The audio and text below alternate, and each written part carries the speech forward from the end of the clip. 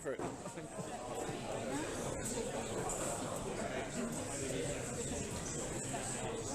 Okay, guys.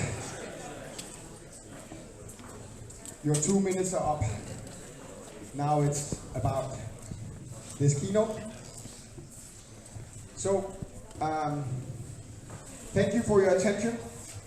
As I said before, I know the energy level is falling a little bit, but we have 30 minutes of a keynote now where we're going to talk about how we design products at Epic Armory.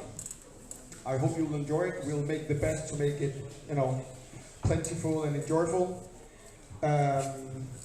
So I'll start by shortly saying that I'm Rene, and I am a part of the development team, even though I am also the CEO, and has been that from the start. And with me, I have Tiim. Hello. I'm Tiim. I've been like a developer since we started, which is forever. Quite a long time. Yeah. So, Mick, is this working? Should be. Okay. Maybe the receiver just put it up a little bit. Right. Okay. So when we design products at Iron Fortress, Epic Armory, it starts with an idea. The inspiration and ideas, they come from different places. They come from fans telling us what kind of products they want us to make. It comes from games, TV, and films. It comes from personal interest. Also, once in a while, from web search and data, other makers even, and resellers. So let's say, for example, we have a reseller in Japan. He calls us, he says, Rene, we in Japan, we sell out of katanas all the time. And we are like, but well, Stephen, from Japan, we do have a classic katana and we have a hybrid katana. So what's the problem? Well, we want a stronghold katana. We want more katanas. So when we sell out, we can buy one of the other katanas. And we even have customers asking for different varieties. So we want katanas. Okay? So let's say we're going to build a katana.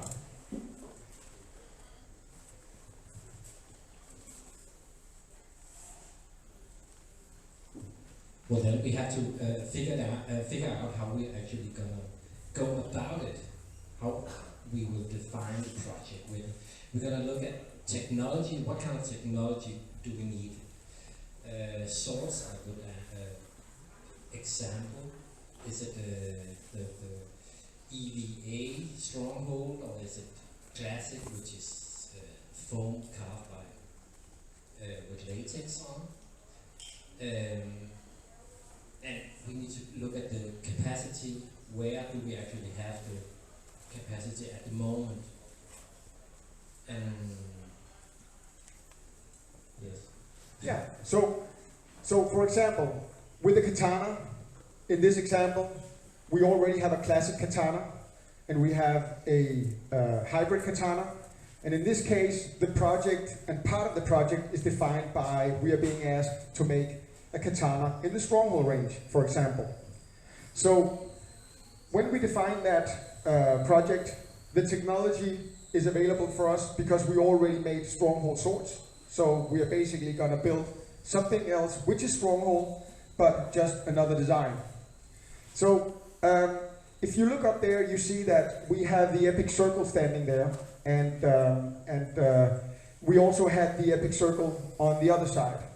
And the Epic Circle is the basis of, that's kind of the starting point when we both develop, design, and define projects. We're going to come a little bit back. We have other projects that will hinder us from bringing it out in time and so on. So that is all a part of that. Once we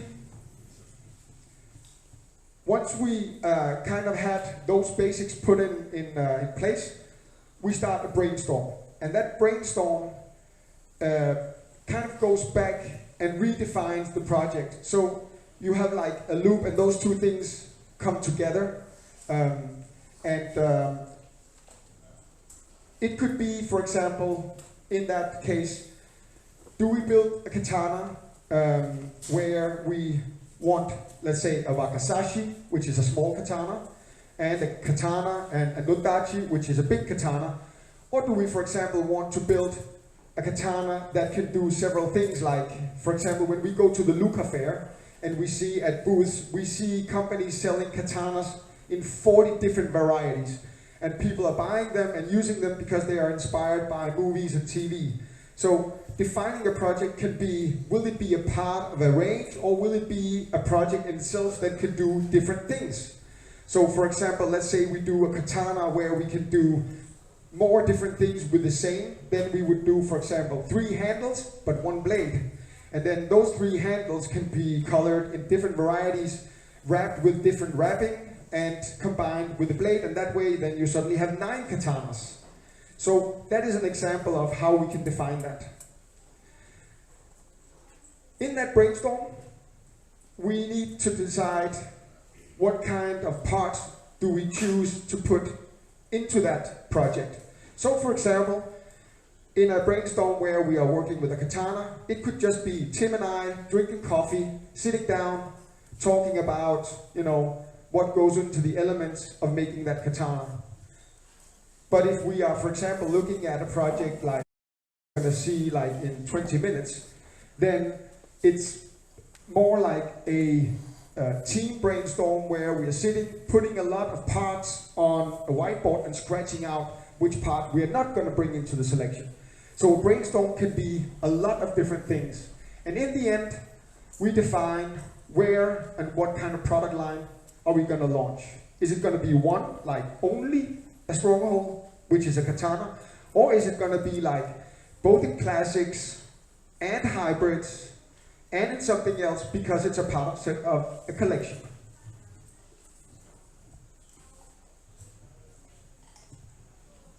And we actually, when we get to the point where we figure out what we want to do, we need to figure out who's going to make it.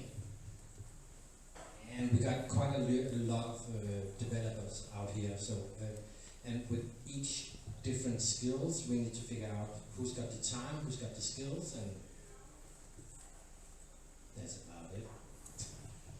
So the project is allocated to a product developer, and it could be one product developer. Let's say we're doing a katana, then in this case it would be Tim, because he's the one that is most skilled with working with sculpts and 3D sculpting, and he knows the foam compositions and so on. But if we are doing like an Eventide collection, then we need to include more people that are better at working in textiles, and that way it becomes a team effort. So again, we refer to the Epic Universe, and let's just look a little bit on that. Are you gonna explain a little bit what about that is, Tim? Originally, we looked at many years ago. We looked at our assortment and saw there was a lot of duplicates. So we had a lot of stuff that actually was basically the same. 16 bags that was the same. 16 shapes and colors that would not take sales from each other, but still manage to get some kind of a wholeness. So we could just develop something in one universe and keep the style that way. Even for you.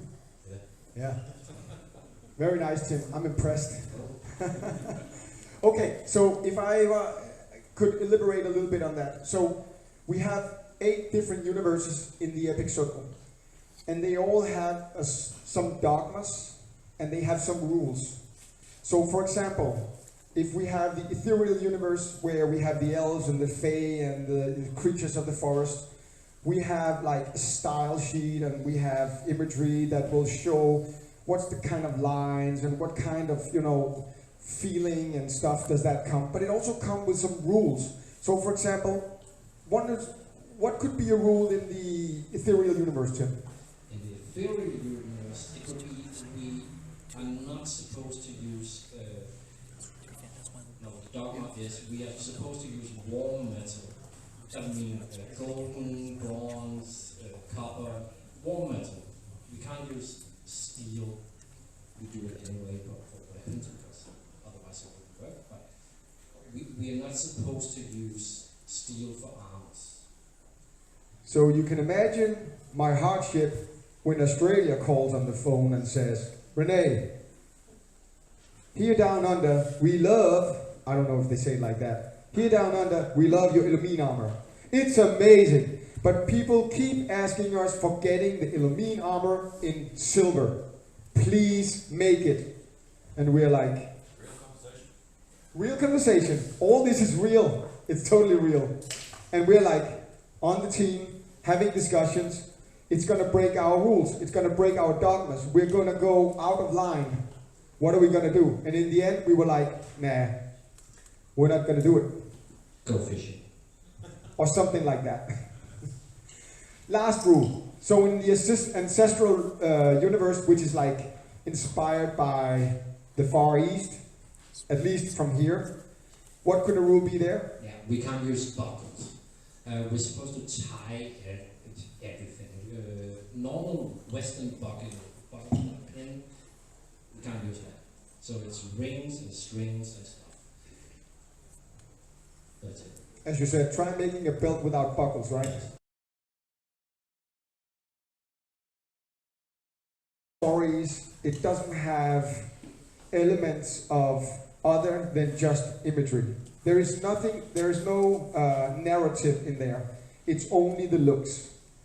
And when we work with the epic circle as a basis, then the job consists to begin with, and there we start to create concept drawings.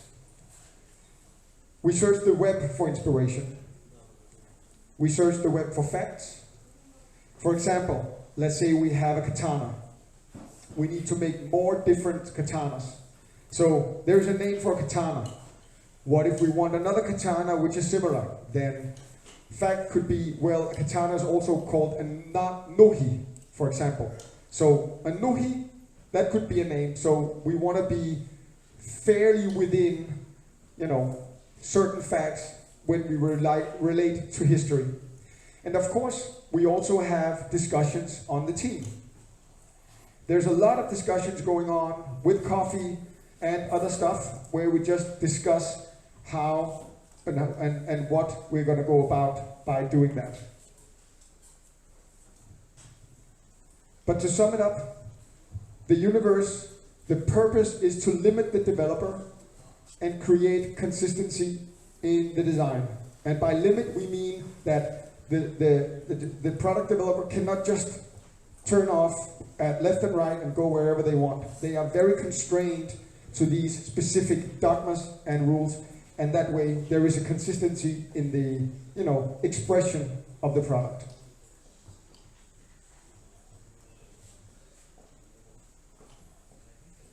In case any of you were wondering what concept drawings could look like, it's very basic. It could look like something like that. Those would be drawings of concept? Yes? Actually, some of those are, in fact, the base concept drawings for the the Ranger knife. And it doesn't look anything like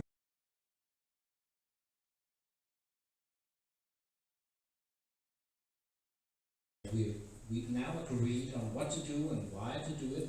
We start trying to make work drawings, patterns, 3D sculpts if it's 3D katana. Or if we need to make master samples. But hopefully we can do without the master samples and not just do it on visual stuff. which we would put into the white book. Right, the white book.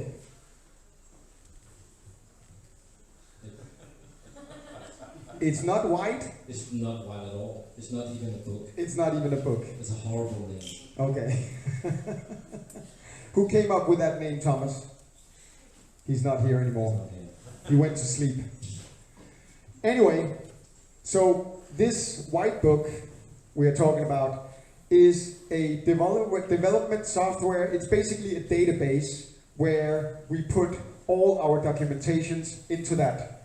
And the white book is like a communication software that production can access from one side, and we fill in our documentation on the other side. And besides of all the work drawings, sculpts, master samples, and patterns that Tim just mentioned, we also have pictures, both of the product, why we are developing it, and also the final product. And we of course also put in our descriptions. And descriptions could be like, now we received this one, the rivets was placed at this place and it's still not at the right place, and then a picture with drawings where there are red arrows pointing where they were not supposed to be, and then green arrows where we want them to be, and then they go into the workshop and then they drill new holes and then put crosses over where they were not supposed to be and then send them back. That could be a very simple example of how we document into the white book. It's not rocket science, it's super basic.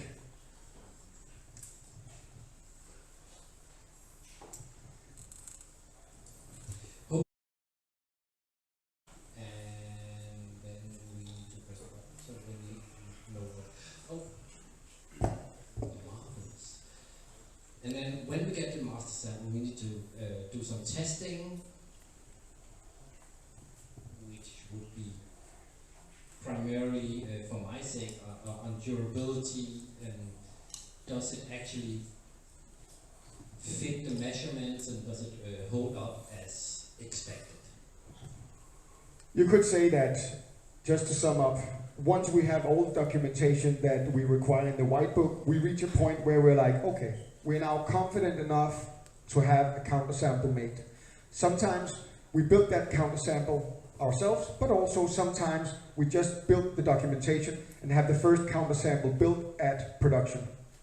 So that reaches us, and then testing and development and evaluation basically means that sometimes we are developing products which consist of an existing technology, and that's where we are kind of testing it and evaluating it. But sometimes we also need to create a brand new palette of products, or so to speak, raw materials that goes into this product. And that consists like a feedback loop where the information goes back into the white book, down in the countersample, and that way kind of rotates. So a little bit on testing, development, and evaluation. So when we build a product, there are many ways this goes about, but in theory you could say there are two different elements. There is the element where we are building a new product which consists of a palette of raw materials we already have. These raw materials have been tested on a lab. So for example, we know that they are not poisonous, they don't contain heavy metals or solvents, or something that will be illegal to sell at the market. So let's say this palette consists of a hybrid drought sort, for example. So when we do a caprine sort, which is basically the same, we just pull from that palette and we don't test it, because we already know that the ingredients we have in that palette are already approved.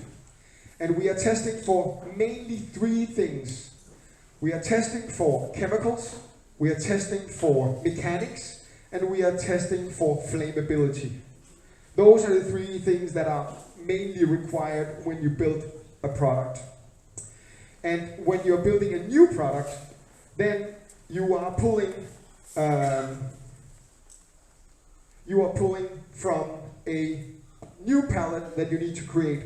So these pictures shows, for example, development of the Vanguard sort, where we are in the need of developing new pigments for that. And so to make sure that those pigments are not, hazardous or creating trouble for us, we then take the foam that is built and then we spray sections of paint on the blades. We make several blades. This is just one of them. We have other colors on other blades. And then we send them to the lab where they do scrapes and cuts and then put them into machines and make measurements, mix them with other chemicals. And then we get back a test report where it says pass or fail. And if it passes, then it goes into the palette of raw materials where we can start pulling from when we build a new product. So the armor there is just an example of other kind of pigments we need, because this one is a soft foam up here for Vanguard, and down there is a harder foam where it's another pigment for a tougher material, also polyurethane, but another base where it's, for example, for armors. Last, we have testing for flammability. I'll just pass on that because we cannot do anything about that. We just send it to the lab, get a pass or not, and then that's over. We don't really do much work with that. But for mechanical, we do a lot of testing ourselves. This is kind of a funny example, and it doesn't really reflect the truth, but I thought it was pretty funny that we had different thicknesses of layers on a sword, and then I had my dog chew them up. And then we basically timed how much time it would take for the dog to chew the shit up, and just, see how much does it actually affect the resistance on the thickness of the different varieties of the foam blade. Last picture. Just evaluating. It's actually Samlende Lyra, story of Lyra of Legends, which came to us as a part of the development of making the Eigar sword. So, testing mechanically, that comes in different shapes and sizes.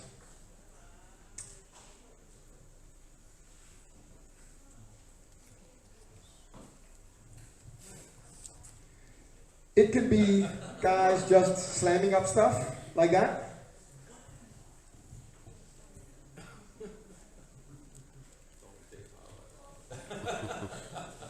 And you still wonder why the... Yes, that is Brian having a go at it. So the next picture, that is mountables. Some of you might have seen the horns that we have on the Marauder armor and the mountables. So these are the first tests of the horn where we just told them to try to tear it apart. And then in the last one, we are testing makeup and prosthetics to see how does it feel to wear them throughout the day. Is it comfortable or is it not comfortable? How does it bleed or doesn't it or do it? So that's basically how we go about that. Okay, so you want to go on, Tim?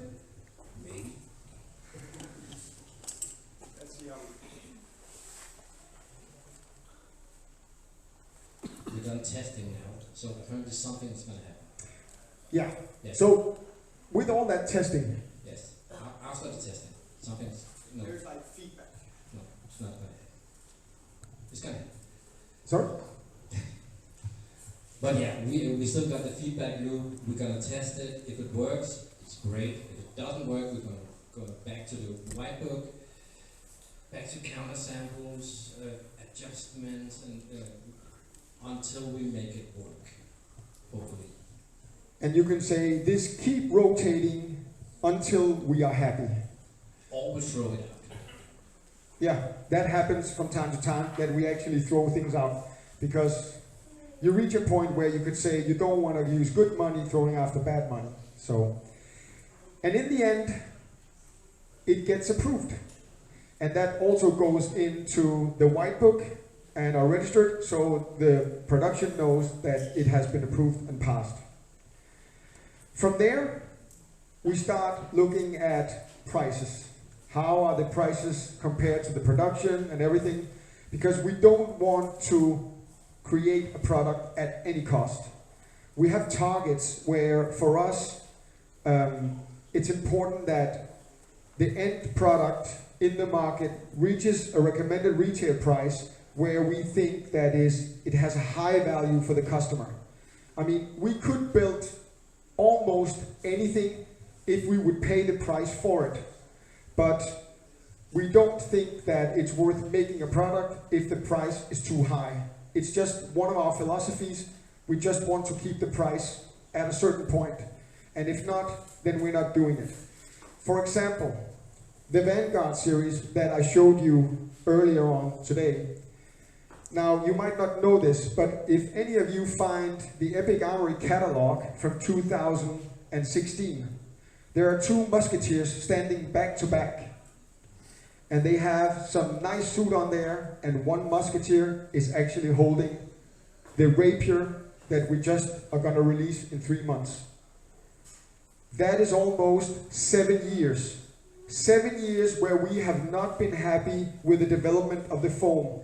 It has been parked, and then again trying, going back to the drawing board, putting it on pause, just saying, we are not there yet, we are not there with the options we have. And suddenly at one point, things open up, and then we're like, okay, now we are able to do the foam at a price where we can sell the product at a level where we are happy with it. And you could say, it could be wrong, it could be right, but at least that's how we do it.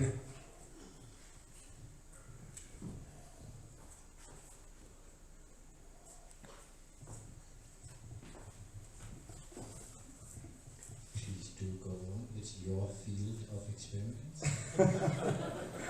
Thank you, Tim. You are so kind. You're welcome. Perfect. Okay. Once the production, once the price is kind of approved, it's fairly easy for us to decide the retail price. And once we decide the retail price, we actually create the first order of the products. So we decide, it's like, how much are we going to order? Okay, let's try this. And we put in the first order. And while we wait for that order to be manufactured, and we wait, and we wait, and we keep waiting, we then await the first production samples. And the reason why I say the first production sample is because that sometimes it's just not going to work the first time in production. So we get those samples in, and we compare them to the master samples that we have developed and approved. Sorry, the counter samples that we have developed and approved, and we basically store those away. So once we get the production samples, then we can compare them one to one. And this is a lesson we have learned through hardship and a lot of cost, because if you produce 500 of an item with a mistake on it, and you then ship it from somewhere in the east to Denmark, and we stand there with 4 pallets of stuff that has a defective, we are not able to repair it, either for reasons that the salaries in Denmark are just ridiculous compared to that, or it's just not within our reach to correct it. Then that's a big problem. So what we do, the production sample actually provides us a last chance to correct what's already waiting at the production facilities where the things are being made. So there were like random picks, we get them, and then if they are not approved, it goes back in the feedback loop, but if it is approved, then finally I press the button and it gets approved. And I press the button again, this worked well. Then a process starts for the marketing team. Woohoo! We are almost there, I promise you.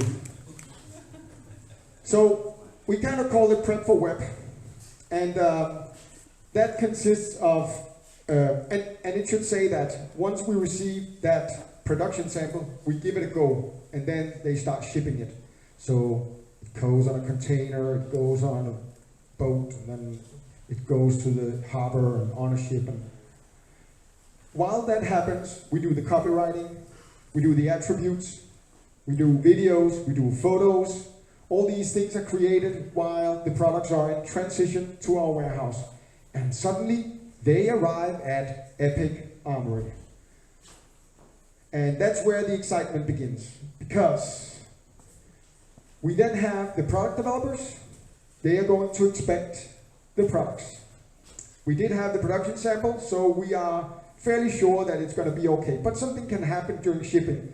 Mold can, arise in leather, heat, or some other criteria.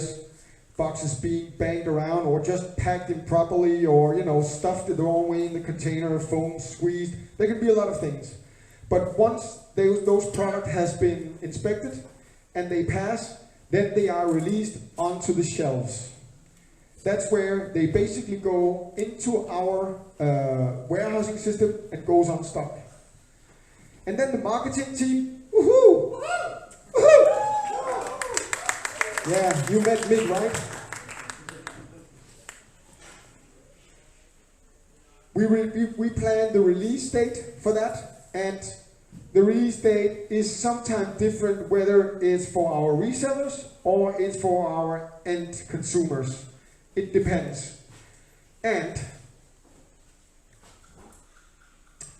we create the promotion, videos, all that.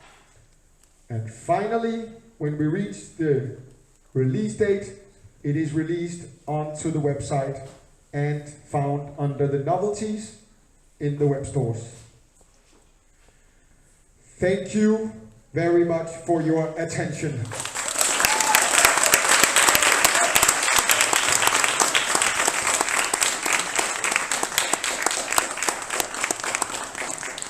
Almost there, Mick. So, I don't know if there is any of you that has any questions regarding the product development, but this is the time for you to ask those questions and get the answers. So, why don't we get the audience the microphone that are really loud, and then we'll take this one where we need to speak right into it. What? First off, I love your armor selection, but there's a big but. You love or? I love your. Yeah. Thank you. But are you planning on? Well, if you look at a lot of players, a lot of them are built like me. Are you planning on going over XL and actually having armor that can fit husky guys like me? Woo! I can answer that. Yes. Perfect.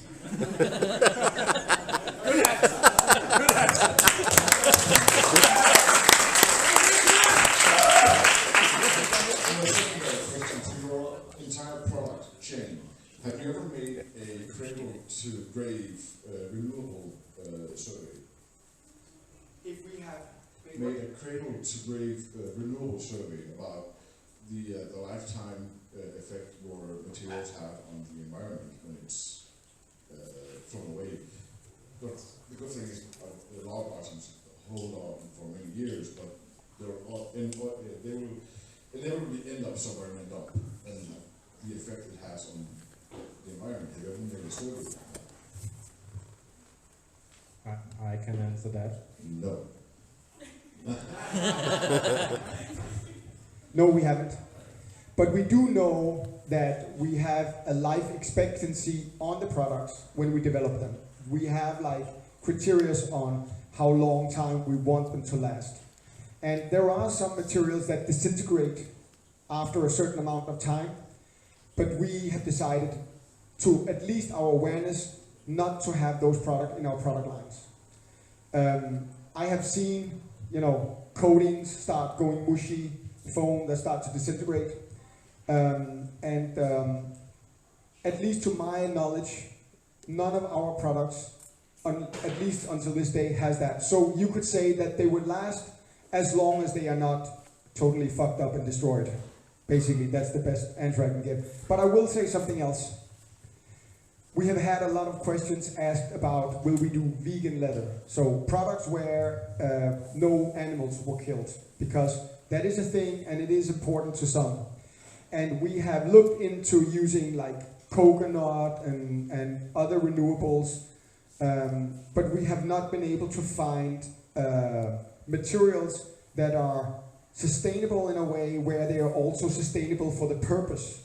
So we could build like a leather bag, but that leather bag would tear in the hinges when used like within a short time. So it's a keen balance whether you choose to use some materials that has been tested over time and has different criteria. So no, but yes, we are aware of it, but no. Thanks. You're welcome. Do we have other questions?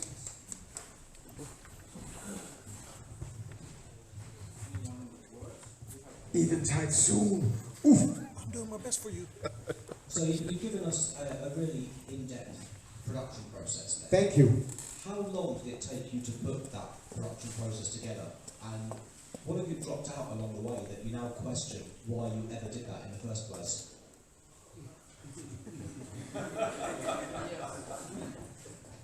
No, that would be like a whole sentence. Okay, you're short on words. Oh man. Okay, so building these products is not rocket science. I know that you could be from outside the company and wonder what kind of mysterious are going on.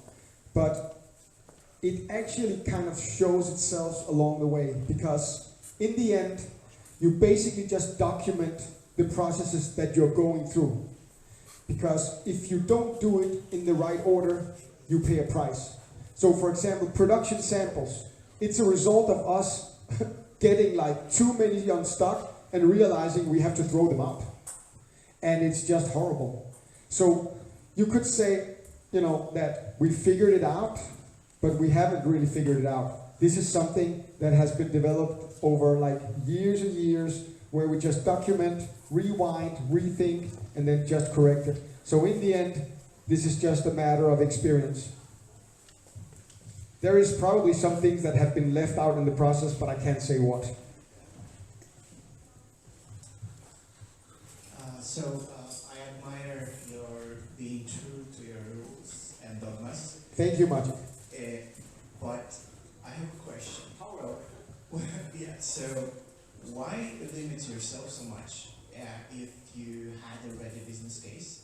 And when actually you are deciding to create another universe, or are you doing this at all? Wow, that's a big question. Where to begin? I think there are two questions in that, right, Magic? So to answer the first one, do I understand you correctly when you're saying why would you throw something away just because it's too expensive to make? If you have something good? Or is that what you're asking? No, you explain, you have described a business case from Australia, that you had a ready business case that produced an item, and you said no because it didn't fit into any universe.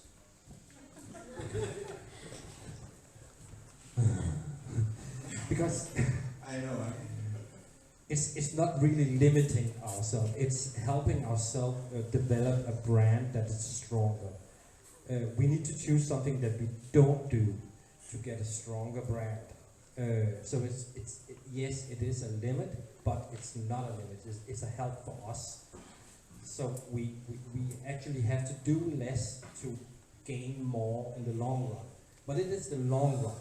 So even though some weird Australian guys want something, it's not going to help us in the long run, but sticking to our universes is going to help us in the long run. Understood.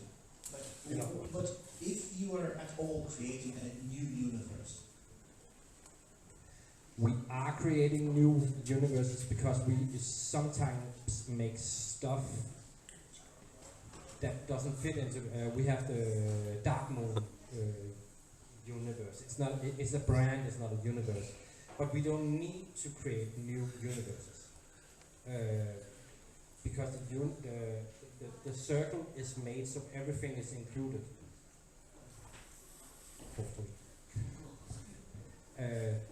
If we look at, if you're talking about we need to create something new, that if we get into lore and some kind of story, but we don't need that.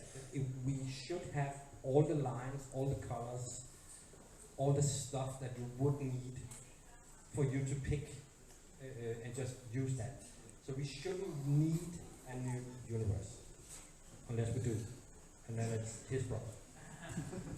Well, I'd like to elaborate a little bit on that, Magic, because you have a point. The short way I would say it is that everything we can come to think of is fitting into one of those styles. We just call them a universe.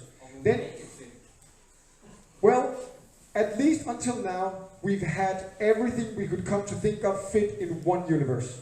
One or the other. So, then you could say, but what about undead? What is the undead universe? How about that? Where do I find undead? Well, you could say that undead is a layer on top. If you have an undead, warrior that is an imperial warrior from the sovereign, he will have the style of the sovereign universe, which is like medieval Germany, late medieval times, like with Landsknecht and whatever, and he would be undead. Or it would be undead elf, or an undead ninja. So that is kind of the way you say it. And now, for example, Tim, he mentioned the Dark Moon. The Dark Moon is like a futuristic setting, but you could also put that on top and say, well, there are also elves in the future. Then, what would that take look like? It's still inspired by the dogmas and the rules in the ethereal universe, even though that it would be an elven guy. He would be an elven guy in a trench coat with a laser gun and doing something like in that move with Will Smith running around. No, that's an orc, sorry. He would be in the ruinous universe with the green skins. He was not good. Anyway, I'm getting off track. But that's the short answer would be it would fit in one of these universes. But if it doesn't, then we would kind of, address that at that time. Thank you. Interesting. Did you have another question in that? No? Perfect, Magic. Then pass on the microphone. Yeah, we have two guys over here. Thank you. Hi, Rene. Steve, big fan. Thank you, Steve. I'm a big fan of you. Thank you. I was just wondering, when it comes to suggestions for making new products and things like that, do you ever get, or would you accept suggestions from random people just emailing in, just to say, we think this would be a really cool idea, would you consider doing it? It says fans. I don't know if guys, that write us with their suggestions are called fans, but that's what we do. Okay. Hate mail. Yes. Yes. Give this guy a hand.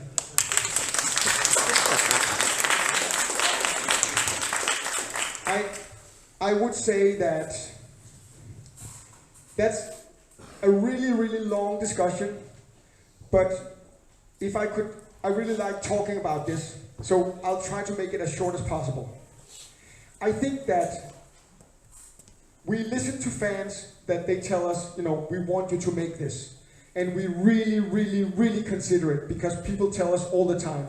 And it also our resellers. I mean, I can't meet with Avi here, that is we're part of our company by being Epic Armor Australia. I think every other word that comes out of this guy's mouth is like, you should do this, we need this, it's like all the time. So you could say that he's kind of a fan that suggests things. And sometimes we listen and we do it, but we also kind of see ourselves as authentic. Let me rephrase that. We have so many ideas of cool stuff we think we would like to do, so we really have to think hard whether we would do what people are asking us or what we want to do ourselves, actually our personal interest. And we are in a lot of ways leaning to the personal interest and just doing what we love to do and would do next, and we are really driven by that. So we are not as good as listening to our fans and others as we should be. We could be better actually, but we are just, in many ways, just running our own show. That's to be completely fair. I had a question from chat. Sorry? Someone in chat has asked you a question. Yeah, come. She's asked, has there ever been a product that you really wanted to make but couldn't for some reason, e.g. too expensive or niche? Shitloads of products. So we once had a product that was, so I'm wearing a Garmin watch, and it has an accelerometer. It's measuring, different things, pressure and so on. and we wanted to build in like electronics in weapons. So, for example, have a sword that could do the effect of sting. So you have a sword, when you have a unit with Bluetooth, it comes in with a certain range, the sword lights up, for example. But there could be many game mechanics. So we worked like a year and a half on the electronics, and suddenly when we got to proof of concept, which was like a lot of money, we were willing to pay that because we had a prospect of producing each unit that goes into that product for less than $10. That was our target. We wanted the device that went in, the electronic part that went into it, it should be like touchless charging, and the unit should be less than $10. Even though if we had to buy thousands at a time. But we could not meet the price target for that unit, so right now it's parked. And it's killing my heart because I think the project has so much potential, but I'm not gonna buy electronic units for like $30, $40 and put into a weapon. That's just breaking our philosophy. So that is a real example of something where we would not be able to do the product at the moment. But we hope that eventually the technology will develop to a point where we will be able to buy these units at a price where we can start building them in. That's a lot of questions, guys. I mean, yeah, okay. Can we have the microphone over here? So we're gonna take 2 more questions, and then I think we need to call it a night, okay? We have much more on the program, my lord. Yes, we do. My liege, or my Servant. whatever you want. My servant? No, that came out wrong. Okay, Johnny, hit me. I actually have a question that's in 2 parts. So Yes. maybe I'll take both the last parts. When you get 100 products to color sample, how many are you then going to drop on an average? That's a good question. And secondly, is there some product groups, metals, textiles, leathers, that are more often keen to be dropped than others? That's a really good question. Okay, the first one was, I'm sorry, I'm getting tired. If you get 100 products to put Out of 100, so to get like a statistics. Okay, my best guess would be that we don't have the data on that. So it would be my best guess to say that it depends on what the projects are. So, for example, what we call, the working title for the electronic project, we call it ELOF. That was like a heartbreaking thing, and we used like a year and a half before we parked it. So you could say that would take the space for 25 or 50 products out of 100, because in itself it was such a huge product, a project. So, but I can't say. Maybe between, out of 100, maybe 5. You think 5? 4? 6? 5? No, sorry.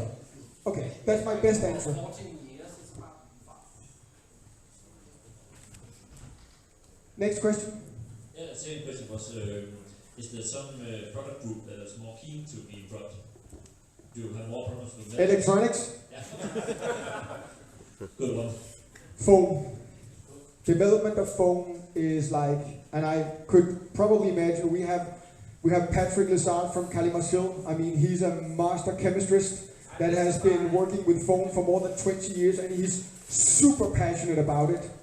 And I would bet that you also would say that working with foam is like a curse. You are taking considerations when you're working with foam, like polyurethane, stuff like the humidity in the air, the temperature of the molds, the temperature of the foam, the density, how the molds are treated, how clean they are, the release agent.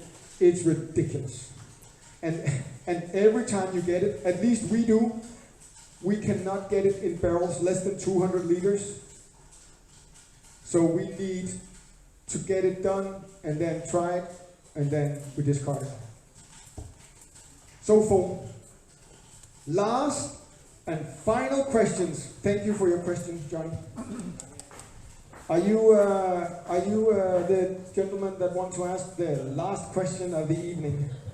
So I have a very rough idea of the answer to this, but I think given the nature of the gathering, it's actually an important question. So, what kind of production scales are we actually looking at if we wanted to ask Epicana to make us a run of something like the Undead Flesh or the Ratio Armor for Conquest of Mythodia? Good question. 50. So up here, we have something called personal interest, and then there is something called common sense. And it's a mix of those two. So for example, we would say that if we do something which is less than 200 to 500 units, depending on what it is, it's not necessarily good business. But then for example, this guy from America, San here, he has an event called Weekend Warrior Experience. And I really like San's event. So I told San that you do it, you want it, we'll build it. And I'm not going to talk about he needs to order 200. If he does it, I'll make it for him. We'll put it on our website as a concept for you could buy this for Weekend Warrior, but then we'll do it. But if there's another project where it's like it's boring, I'm really sorry, but we're just being truth here. If it's boring and it's like, or it's going to be too, besværligt, too much of a hassle, it's like, nah, no, we're not going to do it. So there's actually a lot of personal, interest going into that. So this is actually a big one, even though it seems like it's not. So with these words, guys, thank you for your, attention. Thank you for all your questions. Thank you so much.